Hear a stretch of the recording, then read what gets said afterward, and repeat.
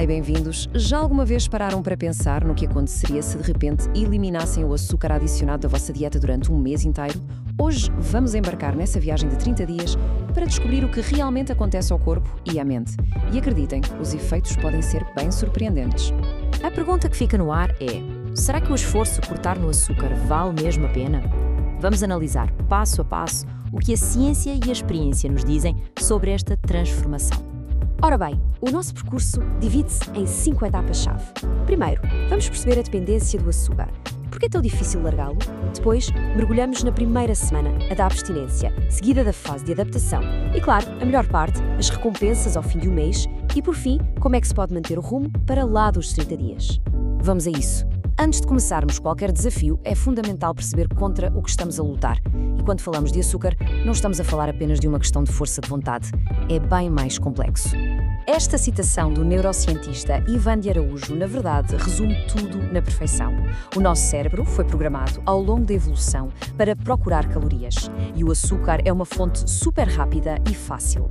O problema é que no mundo de hoje, essa preferência natural transforma-se rapidamente num ciclo vicioso.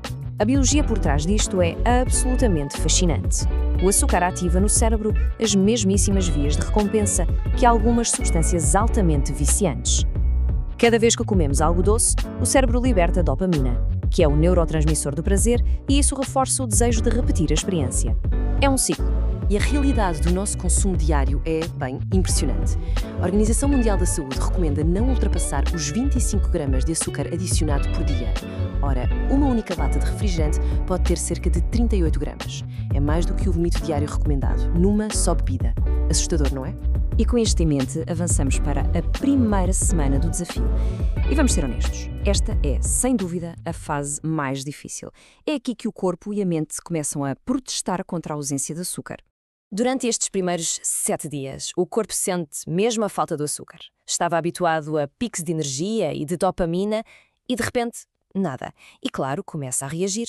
Nesta fase, é muito comum sentirmos-nos mais irritáveis, ter dores de cabeça, muito cansaço. São tudo respostas perfeitamente normais do corpo. Os desejos por doces podem ser intensos, mas a boa notícia é que estes sintomas são temporários. É uma fase que passa. Passada a turbulência da primeira semana, entramos na fase de adaptação.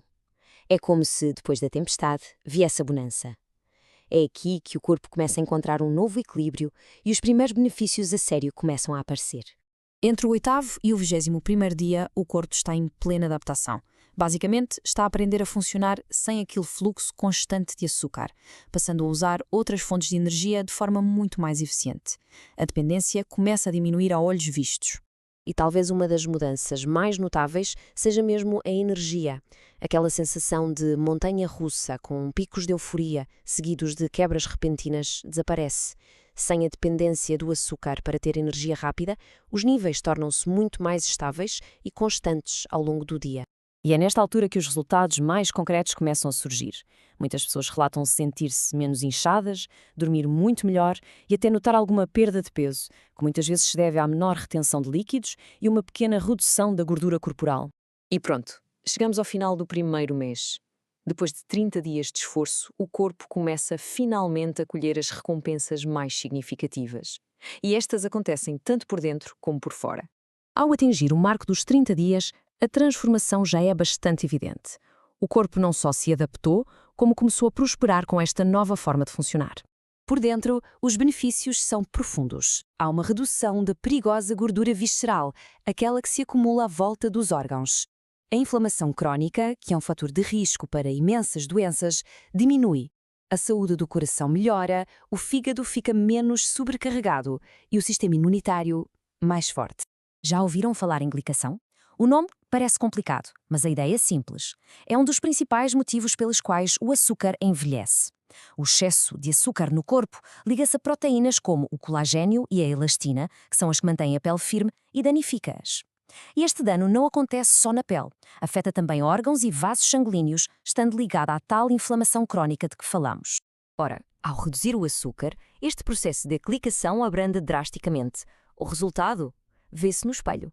A pele fica visivelmente mais limpa, mais radiante, o cabelo pode ficar mais forte e até a saúde oral melhora, com um risco muito menor de ter cáries. Mas as recompensas não são só físicas, de todo. A mente também agradece e muito. A estabilidade dos níveis de açúcar no sangue leva a um humor muito mais estável, com menos picos de irritabilidade ou ansiedade. Muitas pessoas relatam uma maior clareza mental e, o melhor de tudo, uma diminuição brutal dos desejos por doces. Ok, passaram os 30 dias. E agora? O verdadeiro desafio, claro, é transformar esta experiência no estilo de vida sustentável. Vamos ver algumas estratégias para isso. É fundamental ter isto em mente. O açúcar é um mestre de disfarce. Está escondido em inúmeros alimentos processados. Por isso, mesmo depois da fase inicial, a vigilância continua a ser a chave para não voltarmos aos velhos hábitos. E uma dica fundamental é esta: aprender a ler rótulos é como ganhar um superpoder. O açúcar tem dezenas de nomes: sacarose, xarope de milho, dextrose, maltodextrina. Saber identificar estes nomes é uma ferramenta poderosíssima para manter o controlo. Mas não é preciso complicar. Manter o sucesso a longo prazo pode resumir-se a algumas estratégias bem simples.